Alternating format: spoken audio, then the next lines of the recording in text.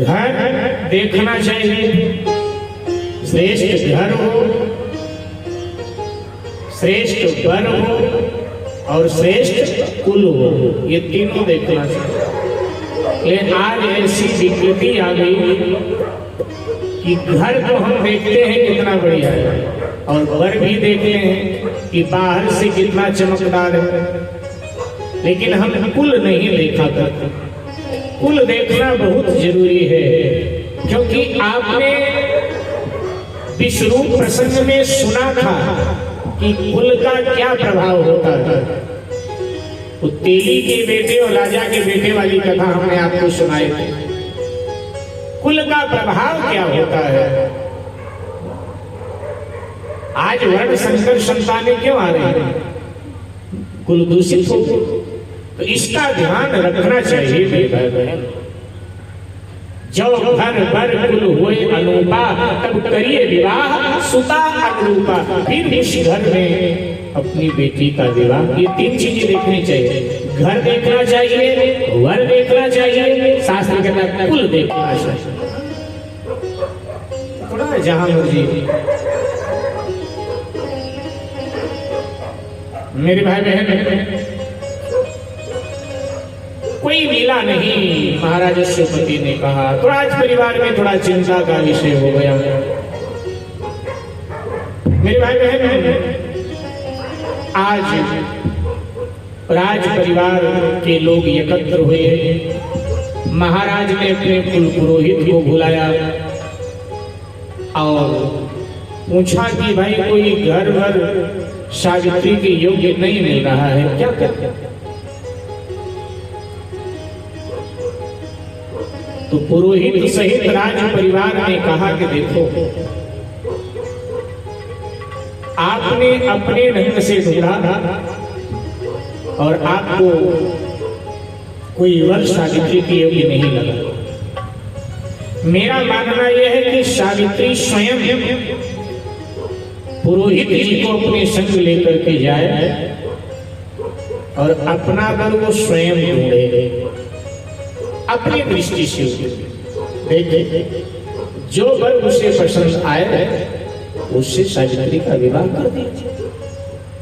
कुल पुरोहित ने कहा कि हमारा शास्त्र ये भी तो कहता है कि बेटी अगर विद्वान है, ज्ञानवान है, समझदार है, तो बेटी अपने वर का चयन पिता के आदेश से स्वयं कर सकती थी।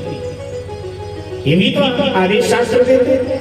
तो हमारी सावित्री तो माँ सरस्वती का प्रसाद है और माँ सरस्वती जैसे विद्वान है, बुद्धिमान है, ज्ञानवान है। ये बात राजा को पसंद आई। राजा अश्वपति ने सावित्री को बुलाया और कहा, बेटी, हमने आपके लिए जितने घर भर देखे कोई पसंद नहीं है।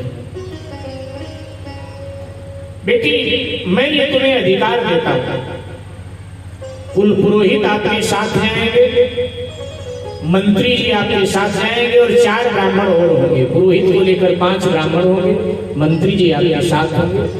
आप रथारूढ़ होकर के जाइए और भारतवर्ष में जो भी वर आपको पसंद आए आप देख लें, मैं उसके साथ आपका विवाह कर दूंगा। ये मैं अधिकार आपको दे रहा हूं। ठीक है। सावित्री ने प्रणाम किया माता पिता को, पुरोहित और मंत्री के साथ रथारूढ़ हुई और अब वो भ्रमण कर रही है। महीनों बीत गए लेकिन कहीं कोई योग्य वर मिला नहीं। अब वो वापस लौट रही है, मध्य देश में वापस लौट रही है। एक जंगल में से होकर के सावित्री का रथ निकल रहा था। वन की शोभा देख रही थी, दृष्टिपात कर रही थी, इधर उधर दृष्टि दौड़ा रही थी, वन की शोभा देख रही थी। तब तक देखा एक सूखा वृक्ष है और उस वृक्ष पर एक नौजवान कुड़हाली लेकर के चढ़ा हुआ है, लकड़ियां काट रहा है, सूखी लकड़ियां काट रहा है। सावित्री की दृष्टि गई। सारथी रथ रोके। सारथी ने रथ रोका। पुरोहित जी के चरणों में हाथ लगा करके कहा, पुरोहित जी, वो जो वृक्ष पर चढ़ा है नवयुवक, वो मेरे लिए श्रेष्ठ वर है। जैसे इतना कहा तो पुरोहित साथ में जो 4 ब्राह्मण थे, मंत्री, सबके रोंगटे खड़े हो गए कि सावित्री को क्या हो गया, इसकी बुद्धि मारी गई। ये तो कोई मजदूर है, कोई गरीब व्यक्ति है। तो कहा, लेकिन बेटी तू राजकुमारी है और ये तुझे राजकुमार लगता है? ये तो कोई गरीब है, कोई मजदूर है। सावित्री ने कहा, ये जो भी है लेकिन मेरे योग्य है, मैं इसी का वर्ण करूं। मैं बात कर लूं इसी वक्त, आज्ञा है आपकी? पुरोहित जी ने आदेश दिया, बेटी अब जब नहीं मांगती हो तो आदेश कर लो।